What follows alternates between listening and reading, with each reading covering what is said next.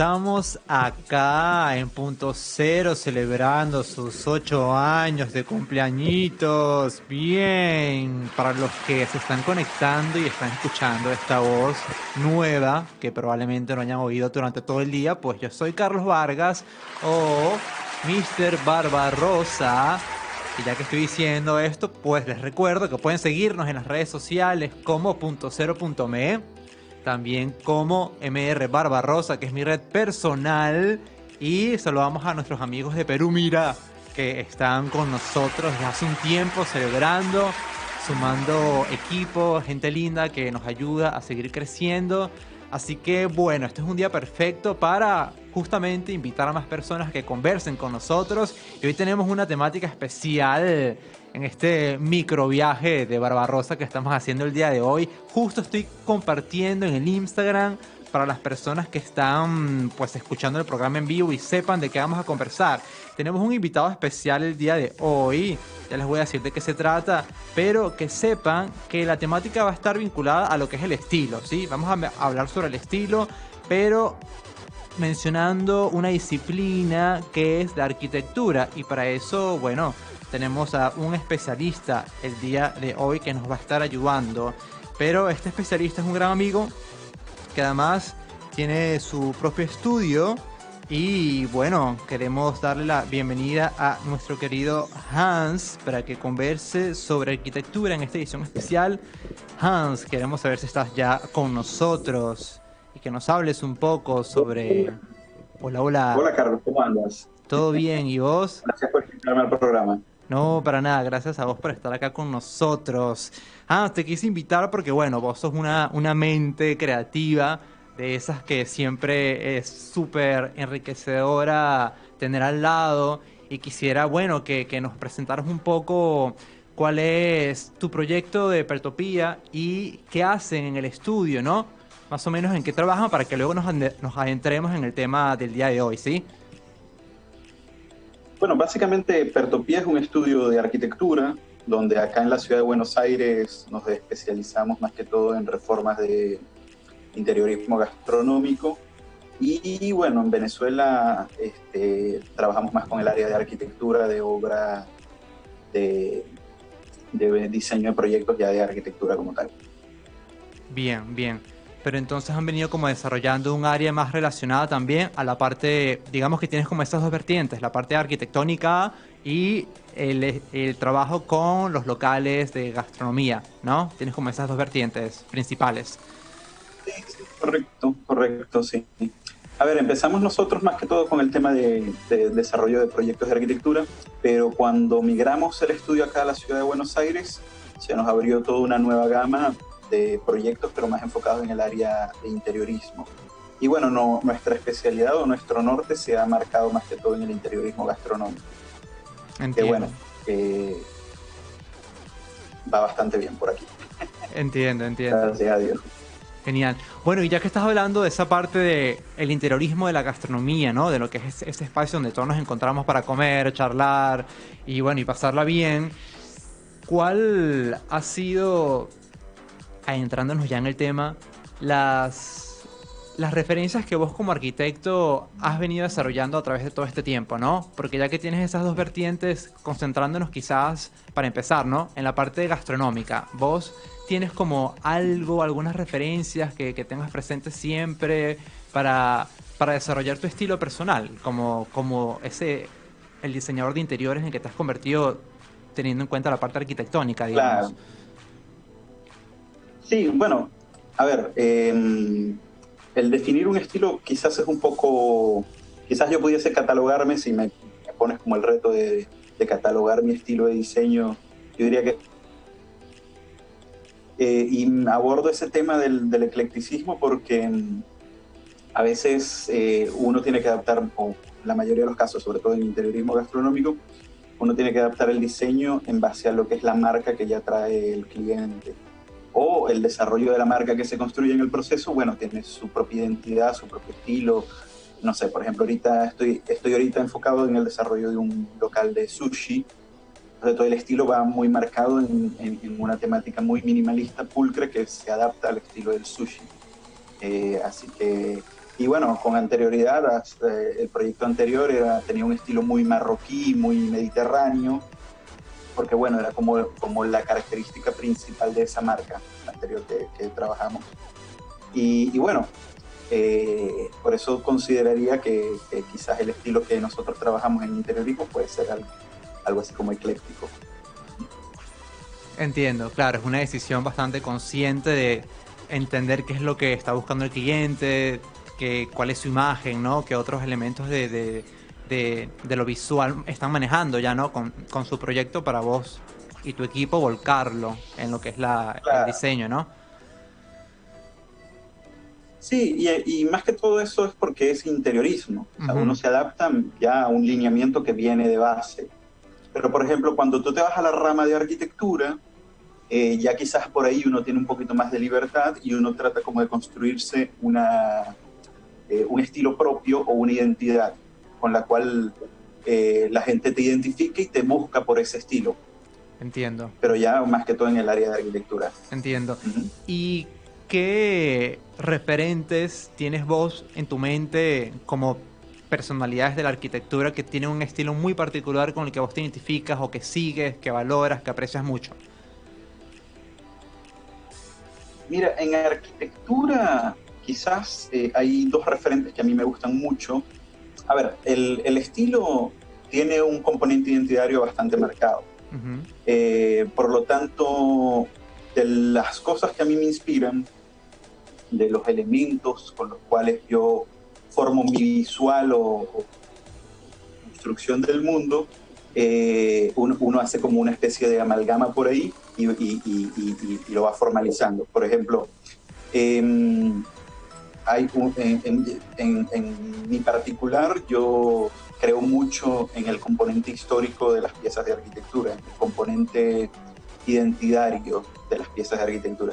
Es decir, no tiene un... a ver, cada uno de los elementos que uno trabaja tiene como un trasfondo histórico de alguna forma. Entiendo. Por ejemplo, cuando utilizas una madera específica, te transmite algo porque tú tuviste en tu pasado algo que te hizo referencia a eso. Pero al mismo tiempo, yo creo mucho en los temas de innovación y en el área de arquitecturas, en la actualidad hay una tendencia o una técnica de diseño que se conoce como diseño paramétrico, que trabaja mucho en base, más que desde el punto del diseño a mano y si no te gustó este espacio lo borras y lo vuelves a dibujar. No, trabajas bajo una lógica diferente que es que tú sigues un parámetro. Por ejemplo, yo quiero un edificio con tantos metros de altura y que dentro de ese metraje hayan tantas ventanas. Entonces dices, bueno, no, pero si le ponemos más ventanas, bueno, simplemente cambias el parámetro. Entonces hay otro carácter de innovación que se mezclaría. Y si los Entiendo. ponemos en unos referentes físicos, unos referentes existentes, por ejemplo, de algún antecesor de esos dos temas, yo pudiese decir que me gusta mucho la obra de Luis Barragán, porque Ujú. Luis Barragán lo que hace es justamente eso, agarra de elementos históricos clásicos de la arquitectura latinoamericana, hace una abstracción de esa pieza y genera una nueva pieza con una carga bastante modernista, pero que cuando tú ves los elementos que la componen, tú dices, ok, ya va, pero esto se siente muy familiar para mí, porque bueno, tiene su carga histórica. Y en cuanto a un referente que vaya más de la nueva escuela del parametrismo y todo esto, Sí. me gustó mucho un estudio de arquitectura que se llama Kengo Kuma, que es japonés. Y la forma en que ellos trabajan mucho con parametrismo y usan muchos patrones y texturas en sus interiores. Bien, me gusta ese tema de los patrones y de las texturas porque, bueno, yo lo vuelco ahora un poquito más hacia mi área, que es la parte de la moda, el arte o la dirección de arte. eh, y existe como esta noción también de cómo podemos diferenciar determinados estilos en diferentes personalidades con el uso de justamente el estampado o una textura específica y que me gusta mucho lo que estás diciendo respecto a la historia porque digamos, las determinadas formas pueden venir de, no sé, ahora pienso, por ejemplo, en referencias africanas y cómo ahora eso ha tenido tanta fuerza y tanto poder en la actualidad, ¿no? Con todo lo que está pasando en la cultura global respecto a lo afroamericano, ¿no? Cómo esto está cobrando forma, mucho más valor los símbolos, ¿no? Y entendemos que hay celebridades que ahora se visten como Beyoncé o como Lupita Nyong'o, que antes eran como un producto muy yankee y se han convertido cada vez más en esta personalidad importante que está buscando volver a las raíces. ¿Vos sientes que en la arquitectura eso también puede pasar, ¿no? Como que haya un ideal más allá de las nuevas tecnologías de volver un poco a utilizar estos elementos históricos, ¿no? Como la madera u otras cosas, y mezclarlo. Sí, yo creo que siempre ha existido como esa vuelta al pasado en cuanto a la búsqueda de elementos que te pueden inspirar a generar algo nuevo. Es más, el propio concepto de innovación parte de eso mismo. O sea, tú necesitas, para poder innovar, tú necesitas saber lo que preexiste y hacer una abstracción de lo preexistente para poder generar algo nuevo. Sí. De manera que sí, o sea, por ejemplo, en, quizás quizás también entramos en el tema de las tendencias. Ujú. Eh, Perfecto. por ejemplo, como ahorita el tema en boga de nuestra sociedad puede ser el tema de las etnias, de las minorías, etcétera. De ahí seguramente, bueno, realmente empiezan a surgir un montón de tendencias que rescatan, por ejemplo, elementos étnicos de las culturas afrodescendientes o de las culturas indígenas y que de por sí son bastante ricas. Sí. Así que sí, considero que sí. Uh-huh. Eso vamos como para allá, ¿no? Como para... Igual yo siento que, y esto es como un agregado de lo que estamos diciendo ahora, que el tema de volver a las raíces, me parece, desde cualquier disciplina, también se va a relacionar mucho a esto de, bueno, a lo ecológico, a el uso más consciente de los recursos. No sé, por ejemplo, en la industria de la moda esto se está viendo muchísimo. Ahora hace poco, más temprano, en la edición especial de hoy, una compañera de la radio estaba conversando justamente de cómo las marcas están empezando a pensar en las colecciones de ahora, ¿no? Por ejemplo, acá en Argentina pensamos en las colecciones de verano y se habla Uh-huh. de pijamas o se habla de prendas para las fiestas que son sumamente cómodas, que son para estar en casa. Y yo siento, y lo veo en la calle, que cuando salimos la gente no está muy pendiente de eso, ¿no? De qué es lo que está usando, sino más bien de estar cómodos. Eh, y de que eso que están invirtiendo en internet, pues sea algo que les pueda durar, que sea de calidad. No es como que la noción del consumidor está cambiando mucho. Y en términos de arquitectura, ¿vos crees que esto también vaya a ser como algo importante? Porque yo sé que hay muchos movimientos arquitectónicos, por ejemplo, o no sé si llamarlo tendencias, pero muchos proyectos que han buscado desarrollar comunidades desde el material reciclado, botellas de plástico, aluminio, cualquier otro tipo de cosas para justamente crear espacios mucho más amables con el planeta Tierra. ¿Esto es algo que va a seguir creciendo? ¿Qué pensás de eso? Mira, sí, es una tendencia generalizada. O sea, no, Ujú. no solo se ve en la arquitectura, se ve en casi en todas las disciplinas. Mm. Ahorita el tema en boga, que es el de la sustentabilidad, aborda casi todas las áreas del mundo construido. En arquitectura, sí, por ejemplo, yo considero una de las... A ver, quizás se trate un poco también de técnica, porque, Entiendo. por ejemplo, hay un problema cuando uno diseña de la forma tradicional las piezas arquitectónicas.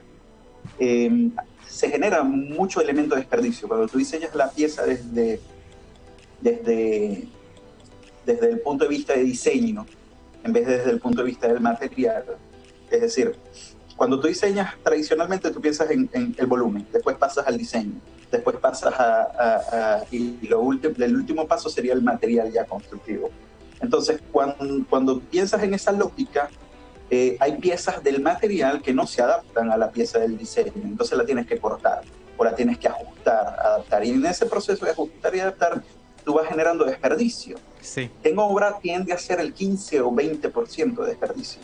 Pero Ok. si tú partes de la lógica del material en el proceso de diseño, es decir, que tú dices, bueno, una cabilla te mide 6 metros de largo, un ladrillo te mide 30 por 25, una teja te mide 30 por 20. Cuando tú partes de esa lógica, la pieza arquitectónica se adapta al material y el desperdicio se disminuye. Entiendo. Así como también hay otras tendencias que tienden a la prefabricación, por ejemplo, que es una tendencia que no es nueva, existe desde hace muchos años, Sí. pero que últimamente ha agarrado como, como un vuelto de mirada, es decir, todo el mundo ha estado como volviendo a mirar ese proceso, y es un proceso que parte desde la fábrica, o sea, tú prediseñas el edificio para construirlo en una fábrica. Y en la fábrica obviamente te reduce un montón el desperdicio. Y simplemente en el espacio donde en el sitio donde vas a edificar el edificio, lo llevas en container y lo ensamblas como si fuese una pieza de Lego o algo así. Entiendo, sí, sí. Entonces sí, hay muchos elementos que te van llevando como hacia eso. Y en parte del mismo empuje de la sociedad que te exige ya eso como estándar, que sea sustentable.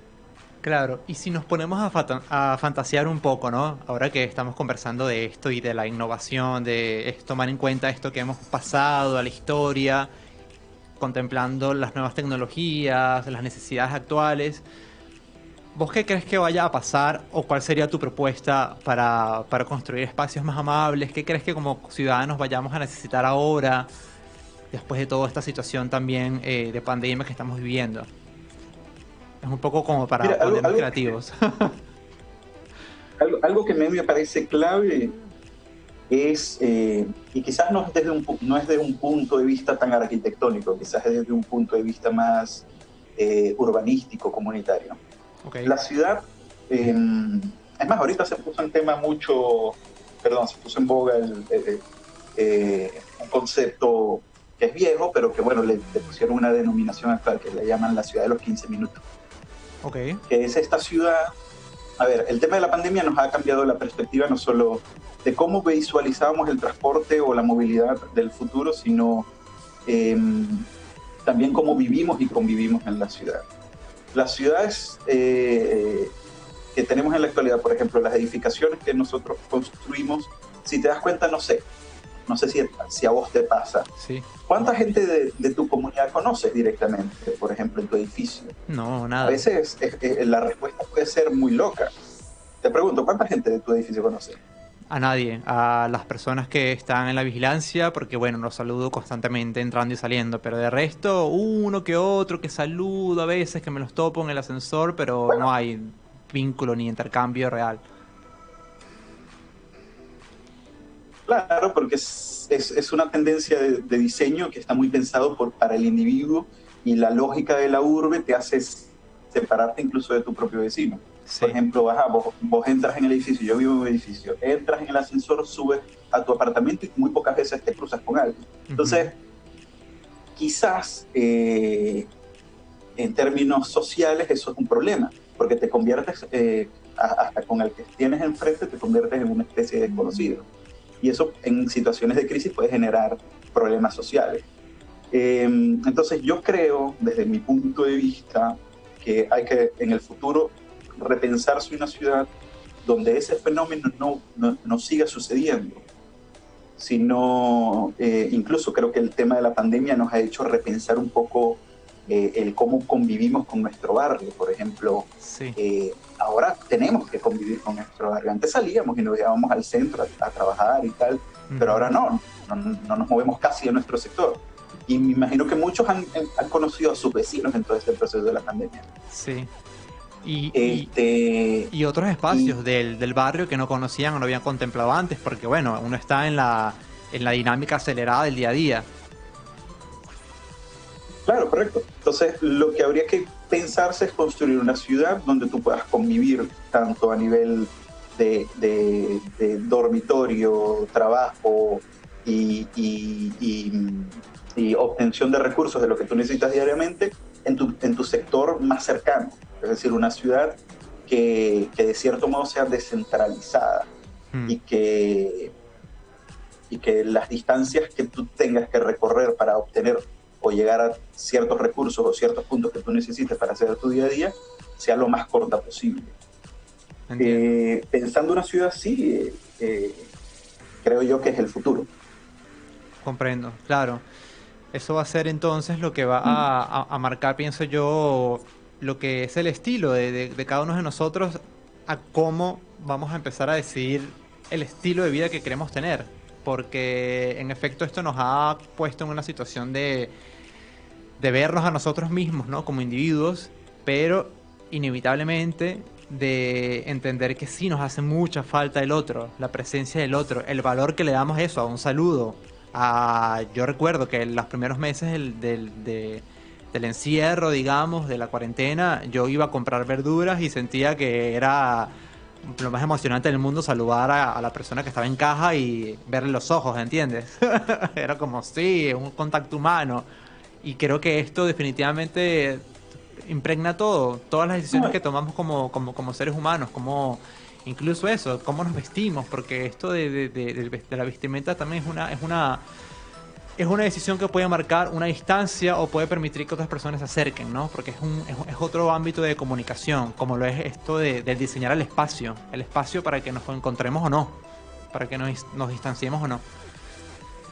Claro, claro. Igual también lo veo desde el punto de vista siguiente. Por ejemplo, las redes sociales tienen un carácter en cierto modo segregativo. Sí. Que bueno, que está marcado por el algoritmo que te indica qué es lo que debes de... A ver, él refleja lo que tus propios gustos y lo que te empieza a marcar es simplemente lo que tú quieres ver. Uh-huh. Es decir, te muestra lo que tú quieres y te aleja de lo que no quieres ver. Exacto. Entonces, de alguna forma, hay un factor segregativo que quizás bajo esta lógica de ciudad pueda ser compensado. No sé si me explico. Te entiendo perfectamente. Sí, claro. Es como que no podemos estar segregados en lo digital y en lo físico. Tenemos que, bueno, balancear un poco, Correcto. ¿no? Correcto. Está muy bien. Hans, se nos está acabando el tiempo, se nos acabó, así que quiero agradecerte por haberme acompañado en esta edición especial de nuestra querida Radio Punto Cero. Te invito a que estés conectado con nosotros de acá en adelante y espero que nos volvamos a escuchar y a encontrar no solamente acá en la radio, sino bueno, en persona, ¿no? No, obvio. Cuando tú quieras, invítame y ojalá la próxima pueda ser en físico. Seguro, Hans. Ha sido todo un gusto. ¿Quieres dar tus redes sociales del estudio para que los recuerdes y te sigamos también? Claro que sí. En el estudio me pueden seguir en @pertopía. Uh-huh. Y a nivel personal me pueden seguir en @Ratmirov, RATMIROFF. Un poquito difícil, pero bueno. Perfecto. Yo igual voy a hacer como un resumen de todo esto y lo voy a compartir en redes para que la gente que se lo perdió se conecte. ¿Bien? Bueno, bárbaro, genial. Muchas gracias, Hans. Te mando un abrazo. No, a vos, por favor, un abrazo. Chao. Chao. Bien, ahí estuvimos conversando con Hans, que es la cabeza fundadora de Pertopía, el estudio de diseño arquitectónico. Síganos en las redes sociales porque la verdad que hacen un trabajo impecable con cada uno de los proyectos que emprenden. Y bueno, vamos a seguir disfrutando acá de esta edición especial en Punto Cero, de su cumpleaños número 8. Y para seguir disfrutando, ¿qué les parece si escuchamos un poco de música? Bien, ya volvemos.